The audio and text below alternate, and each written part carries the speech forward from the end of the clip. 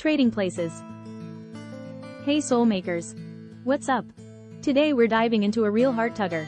You know, that whole family thing? Yeah, that. Love, loss, the whole shebang. Grab a tissue, maybe some tea, and settle in because we're talking about the circle of care. My mom, the iron butterfly. Let me tell you about my mom, Barbara. This woman wasn't just strong, she was an iron butterfly. Orphaned young, a childhood marred by neglect and abuse, she somehow emerged with wings. Single-handedly, raising 2 kids during World War II, then facing the double blow of losing a child and battling cancer years later. Life kept throwing punches, but Barbara never went down. We all looked up to her, especially me, her eldest daughter. The cracks begin to show. Fast forward, right? Time, that relentless thief, stole its way in. My mom, the mighty Barbara, started showing signs of dementia. It was a slow, insidious creep that stole her memories and chipped away at her independence. Watching the woman I loved fade bit by bit was brutal. Then came the gut punch, a stage 3 lymphoma diagnosis. The doctor's prognosis wasn't good. 6 months to a year. The world tilted on its axis. My mom, the woman who'd weathered every storm, was facing a new battle, one that felt utterly unfair. Trading places, a bittersweet journey. My mom lived closer to my younger sister, so she took the lead on caregiving. But hey, I'm her daughter, right? No way I was sitting this one out. We managed a visit, 3 bittersweet weeks. There were glimpses of the old mom, a fleeting, sweetie, escaping her lips, a heartbreaking reminder of stolen memories.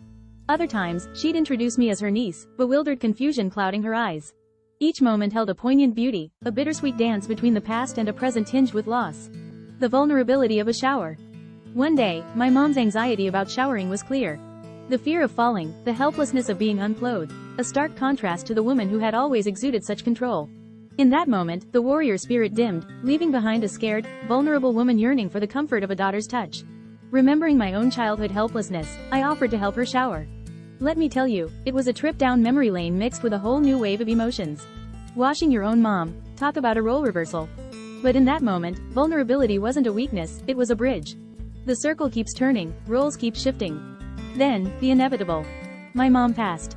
3 years later, karma bit me in the you-know-what. Hip replacement city. Guess who stepped up to help? My amazing daughter, of course. It was my turn to be on the receiving end, and let me tell you, it wasn't easy. There's a certain vulnerability in needing assistance, a loss of independence that stings. But hey, this whole trading places thing? It was a powerful lesson in empathy, understanding, and appreciating how fragile life is. It's like a weird, beautiful language that transcends age, you know? That shower with my mom, it became a shared memory.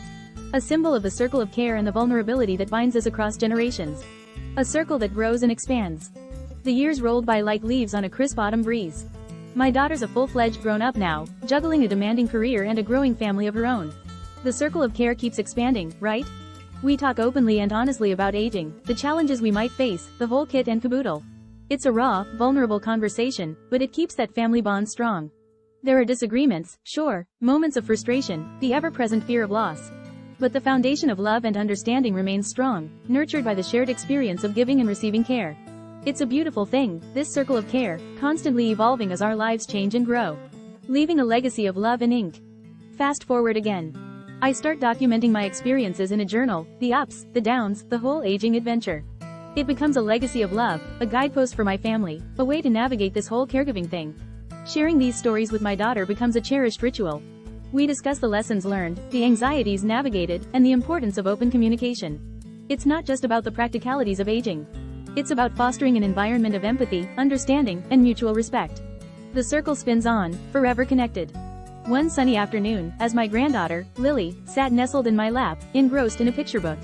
I pointed to a photo of my mother in the journal. "Who's this?" she inquired, her brow furrowed in curiosity. "That's my mommy, your great-grandmother," I replied, my voice laced with warmth. Lily's eyes widened. "But where's your mommy now?" she asked, her innocence a stark reminder of the impermanence of life. Taking a deep breath, I explained.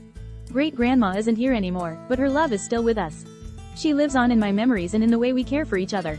Lily, still processing the information, reached out and traced a finger across the photo of my mother's smiling face. "Will I take care of you someday?" she asked, her voice a mere whisper. A lump formed in my throat.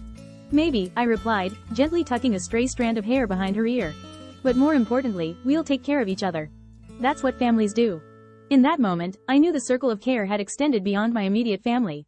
It had embraced the next generation, instilling within them the values of compassion, support, and the understanding that love knows no bounds, even across time. So Soulmakers, that's the story of the Circle of Care. It's messy, it's beautiful, it's life.